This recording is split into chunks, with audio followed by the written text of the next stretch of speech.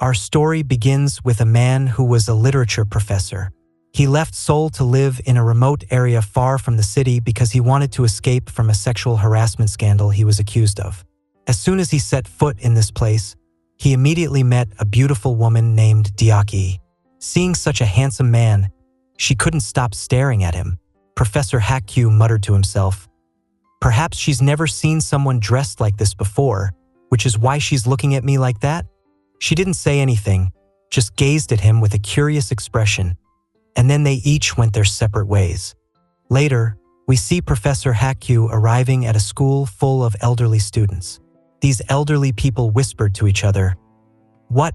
Such a young professor! And look at his cheeks, so flushed. Who knows how many lipstick marks there are? How dare they underestimate our young teacher?" Then Professor Hak-kyu enlightened these elderly folks about literary theory. Turning to Miss Deokee, she and her mother were shopping for food and drinks. The mother and daughter both looked quite blessed indeed. When they returned home, her simple-minded mother gestured that she wanted her daughter to meet a suitable man and get married soon. Deokee said, "Why are you worrying about this, Mom? I'm not going to live like that forever, Mother." The next day, Professor Hak-kyu arrived at an amusement park where Deokee worked. Miss Deokee said, "I've never seen anyone come here to play dressed elegantly like you." Professor Hak-kyu replied, "I'm not here to play at all. I came to teach literature at a center nearby." Deokee smiled, "Oh, you're a teacher. I'd like to study with you, Professor." Deokee paid close attention and watched the professor intently, especially interested in his hands. Who knows what she was imagining? After class, the teacher and all the students gathered to eat and drink together. Deokee gazed at the professor again, feeling quite romantic. Suddenly, these aunties started asking her about relationships. She wasn't pleased with such awkward questions and excused herself to go home first. Professor Hak-kyu also left with her. They walked together in silence, not saying anything to each other. Professor Hak-kyu arrived at his house first and said, "This is my home. Good night," and disappeared inside. Miss Deokee lingered, not wanting to go anywhere. She was secretly watching Professor Hak-kyu drinking alcohol, but she didn't dare let the professor see her. The next day, Professor Hak-kyu coincidentally met Miss Deokee again at the same amusement park. Talking back and forth, she asked to see his water bottle. She tried drinking from the bottle and became dizzy. Professor Hak-kyu said she probably couldn't handle alcohol. Miss Deokee said, "I can too. What do you mean I can't?" Then they both went to drink alcohol together at Professor Hak-kyu's house. Deokee asked Professor Hak-kyu, "Why did you come here?" Professor Hak-kyu said, "I was falsely accused, even though I didn't do anything wrong. Someone framed me and slandered me." A moment later, Professor Hak-kyu's daughter called him. Chungee said, "Dad, when are you coming home? Can you come tonight?" Professor Hak-kyu said, "Yes, Dad will go home now." Miss Deokee accompanied Professor Hak-kyu to the bus station and gave him some heartfelt advice. The vehicle had just started moving when suddenly Professor Hak-kyu changed his mind about not going back to Seoul. He couldn't bear to part with Miss Deokee. "Oh, this is dangerous, my friend." They rushed back to Professor Hak-kyu's house. Upon entering the house, Deokee took off her outer shirt and said, "It feels so hot in here." Professor Hak-kyu touched Deokee's face with his hand and said, "Oh, you are hot indeed." Miss Deokee immediately rushed to kiss Professor Hak-kyu because she had been longing for this for so long. Professor Hak-kyu smiled with satisfaction. Turning to Professor Hak-kyu's wife, she told their daughter, "Your father definitely has another woman. That's why he hasn't come home." As if she knew. The next evening, Deokee and Hak-kyu continued their love even deeper. They arranged to meet at the amusement park all night long. She told Hak-kyu, "It's so quiet here at night like this." Hak-kyu asked, "Are you scared?" Deokee said, "I'm not scared because you're here with me." Then they rode the Ferris wheel together. Deokee said, "Don't rush me.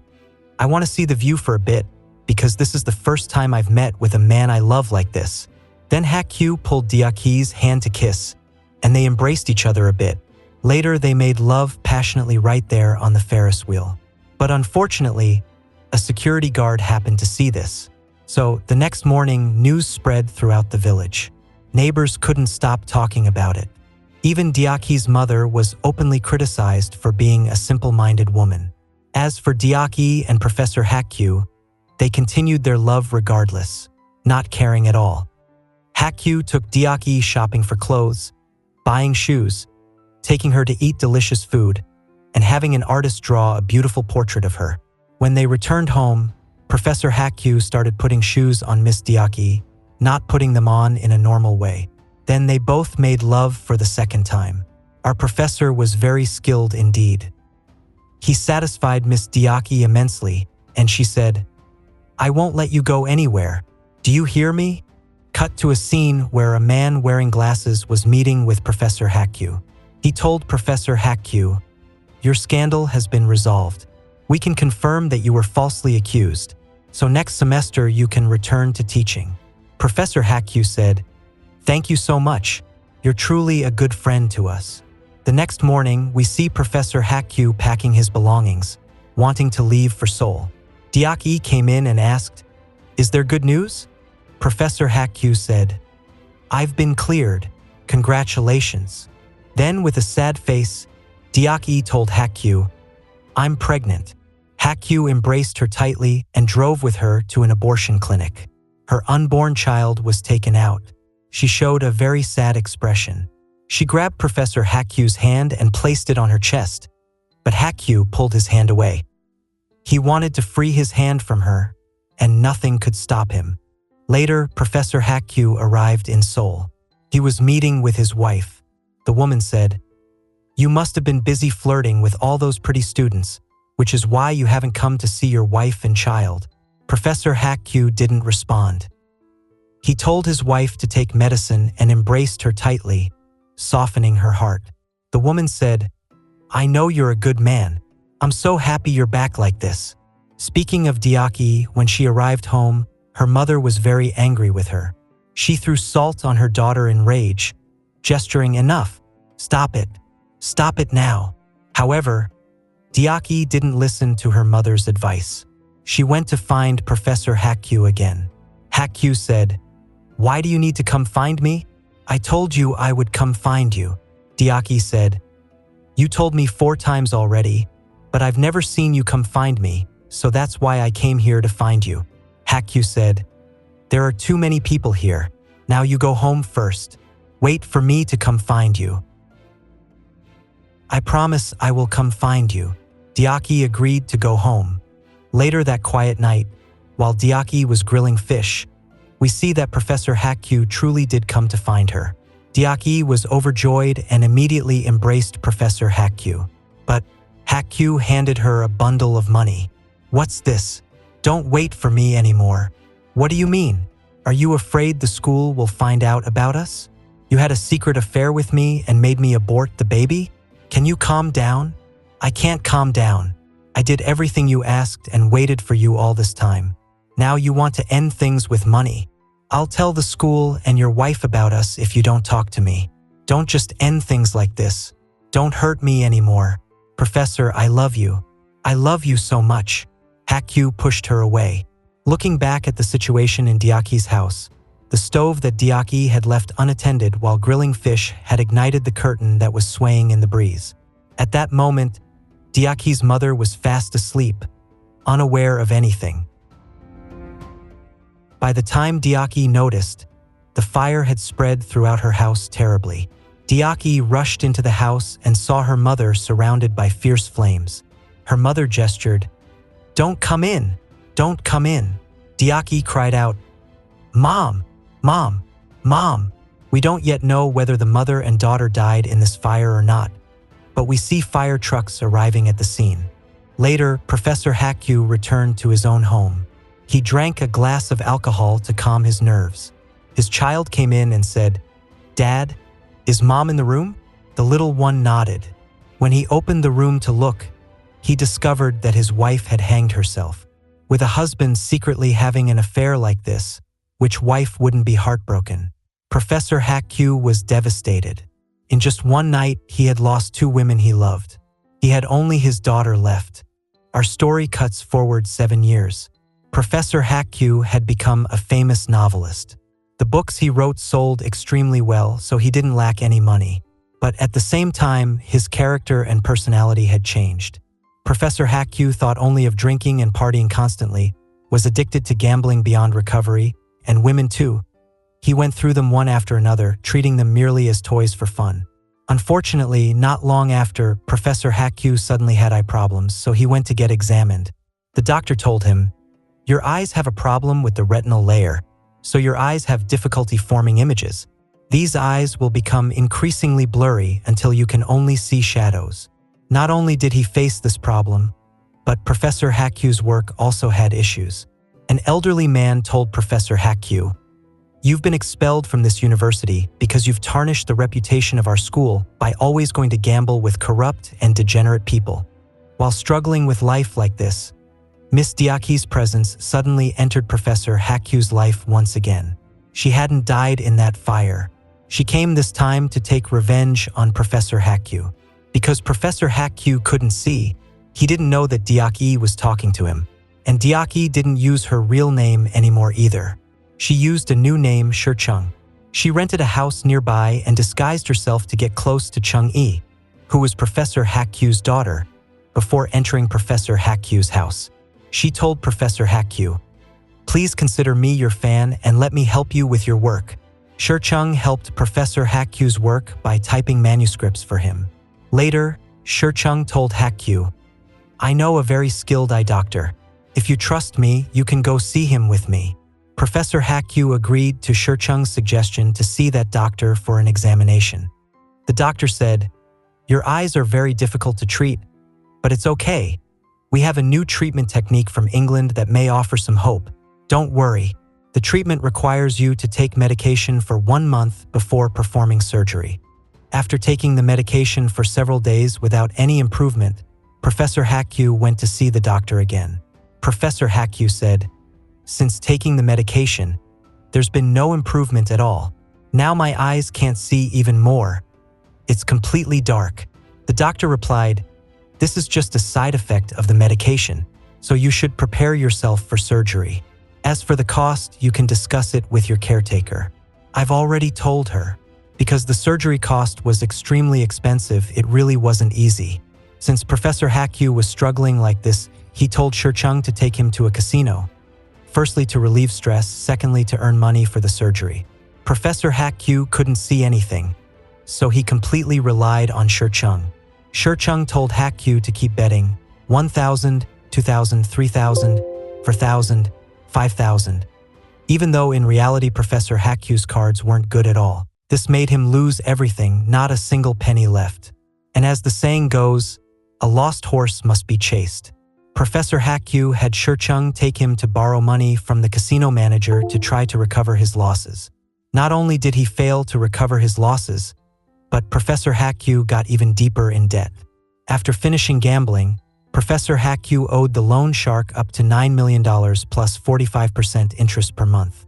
Where would he get the money to pay them? He was truly heartbroken and stressed. Only sleeping with Miss Se-jung could relieve his stress somewhat. Speaking of this debt, now the creditor had come to collect at his house. This first visit was just a normal collection because they respected this famous book author. But after coming time and again still unable to collect the money, the loan shark's henchman beat Professor Hak-kyu violently many times. When the loan shark himself came in, he told Professor Hak-kyu, "Now I have a solution for your debt problem. Send your daughter to Japan and everything will be settled." Professor Hak-kyu refused, but the loan shark continued, "A beautiful girl like Chungee has great potential. She could negotiate prices with wealthy people. If you agree with me, the debt will be paid off, and I'll even cover your eye surgery costs." Professor Hak-kyu continued to refuse. How could a decent person stoop so low as to sell their own daughter? But the loan shark had his grandson force Professor Hak-kyu to thumbprint a contract selling his daughter at that moment. Later we see that while Chungee was listening to music and reading a book, the loan shark and his gang drugged her and put her in a car to sell to a Japanese boss. This deeply pained Professor Hak-kyu, seeing his daughter taken to be sold like this.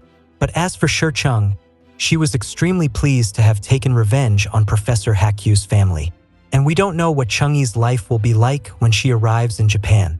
Our story cuts forward 6 months. We see Professor Hak-kyu is still blind, and Miss Se-jung hasn't gone anywhere. She's living with him. Who knows what she cooked, as she even put ashes in the soup. Professor Hak-kyu said, "Why does this food taste so strange? I can't eat it." Se-jung said, "I've tried so hard to serve you, and you still don't appreciate me." Professor Hak-kyu said, "I'm sorry, I spoke wrongly." Later, while bathing Professor Hak-kyu, Se-jung told him, "I once had a child who died. At that time I worked at an amusement park. I was a naive person, and my mother was simple-minded too. It was you who destroyed my life completely. You killed my child and my mother. It was you who destroyed my life completely, you bastard." Professor Hak-kyu immediately realized that the woman who had been living with him all this time was Deokee. He had never imagined, thinking she had died long ago. Deokee spoke about what she had done to take revenge up to now, especially that selling Professor Hak-kyu's daughter to Japan was her idea. Professor Hak-kyu was very angry with Deokee. To quell his anger, he made love with Deokee right there in the bathtub. Then one day when Professor Hak-kyu woke up from sleep, he heard the sound of Deokee making love with the eye doctor in his house. It was that doctor who had made Professor Hak-kyu completely blind. Professor Hak-kyu didn't react to Deokee at all. He said one sentence, "My heart and body are already dead. I no longer feel any pain. I continue living until now only to fulfill her wish for revenge on me." This one sentence made Deokee cry. It seemed she couldn't let go of Professor Hak-kyu. Later, Deokee forgave Professor Hak-kyu. She helped type manuscripts and took Professor Hak-kyu out for walks. Then something unexpected happened. Little Chungee, who had been sold to Japan, had returned. She hadn't died as Deokee had thought. She was bought by a wealthy boss who even took good care of her. That Japanese man was the casino owner that the loan shark managed. Now it was Chungee's turn to take revenge on Deokee, who had harmed her and her father. Because of coercion from Deokee and the loan shark, along with the love she had for Professor Hak-kyu, Miss Deokee agreed to have her own eyes surgically removed and given to Professor Hak-kyu. In the final scene, we see Professor Hak-kyu and Deokee sitting by the water together. Deokee was now blind. She couldn't see anything. She needed Hak-kyu to take care of her like this. Hak-kyu said, "I love you so much, Deokee." The end.